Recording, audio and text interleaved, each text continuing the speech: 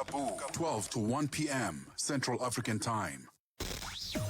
Africa in Business with Tami Ngubeni. Currency meets curiosity on Channel Africa, the African perspective. It is exactly 6:41 Central African Time as we turn our focus to Kenya. The country is on the verge of concluding a critical minerals agreement with the United States that could see rare earths and other strategic minerals processed locally rather than exported in raw form.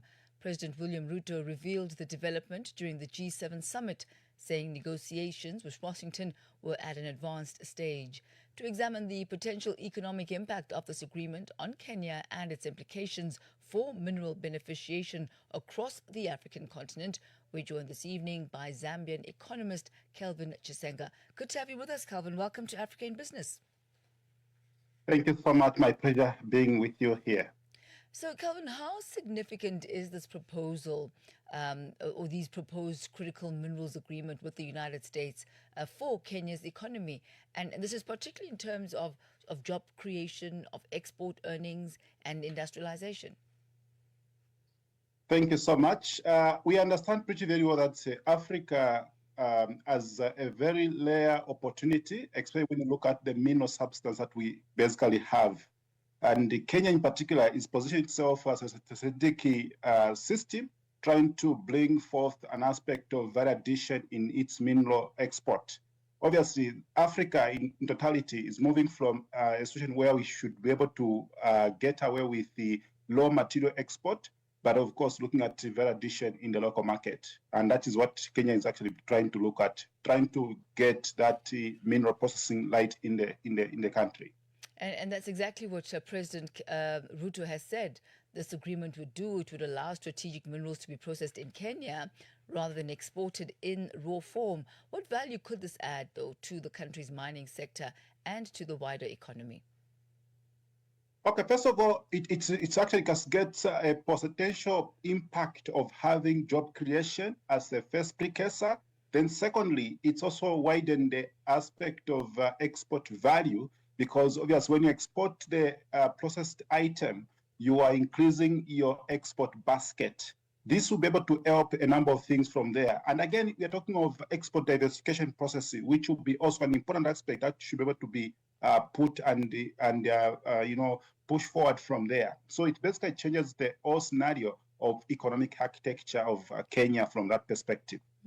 Now, beneficiation, especially in the area of minerals, has been a key area of concern and dialogue for an extended period of time across the African continent. Why is local processing becoming such an important issue for resource-rich countries on the continent?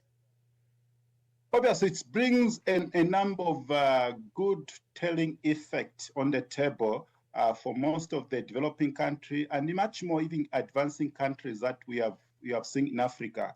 So local manufacturing and beneficiation also brings that cascading effect on the local people that are basically interplaying with these minerals. So it's an important aspiration that need to be put in place. So local refining capacity also brings about potential aspect of trying to bring job creation to the nearby citizen from that perspective. Are there local expertise in order to service the entire value chain? Well, with the agreement that is being put in place, and also with the investment partnership that is being created with US and many others, I think it will reach a point where there will be that pass-through effect of having skills transfer. So skills development aspect is something that's at the core for most of the African people to ensure that we get to acclimatize with what is happening in that respect. So what we'll be able to see is a situation where the investment partnership can also be able to bridge that gap in terms of trying to cast shadow into our people so they can actually be able to take part in skills development and technological advancement from that perspective. And what are the kind of lessons that Kenya and I guess other African countries can draw from past experiences where raw materials were exported with limited benefits accruing to the local economies? Okay, beginning point, Kenya's market is more advanced on the service industry, working on technological, telecommunication and many others, including financial service. So this brings an aspect of diversification on the table, meaning Kenya now is bringing that aspect of diversified scope, which now bringing mine to the fore.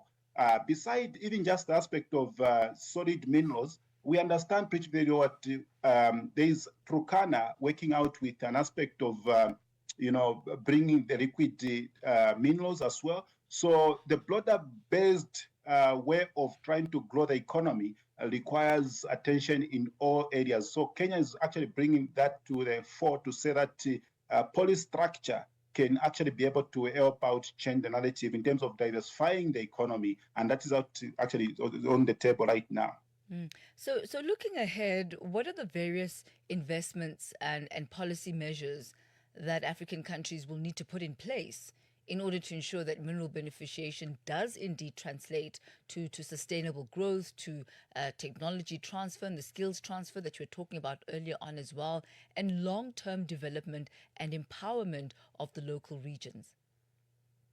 Okay, so in terms of policy framework, we need to clearly look at how we can benefit our local people as the first precursor in whatever we're trying to undertake with our FDI and much more with our investment partnerships. It's important to look at investment culture to basically, first of all, uplift our local market, ensure that we do not run to the international market with the aspect of processing out there. So we need to cultivate a culture that should be able to help with a policy guideline or direction, which should be able to revamp the local demand with the semi-finished or even fully finished product so that we can be able to export.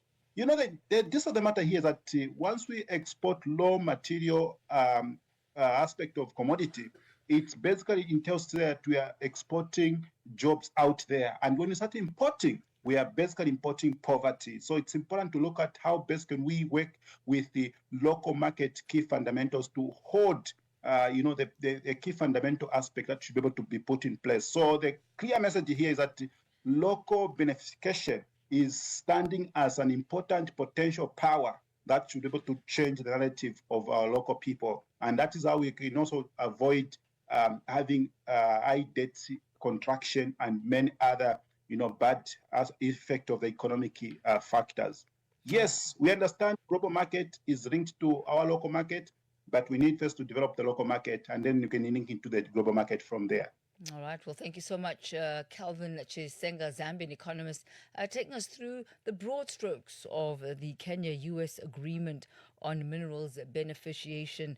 What does Kenya have to benefit?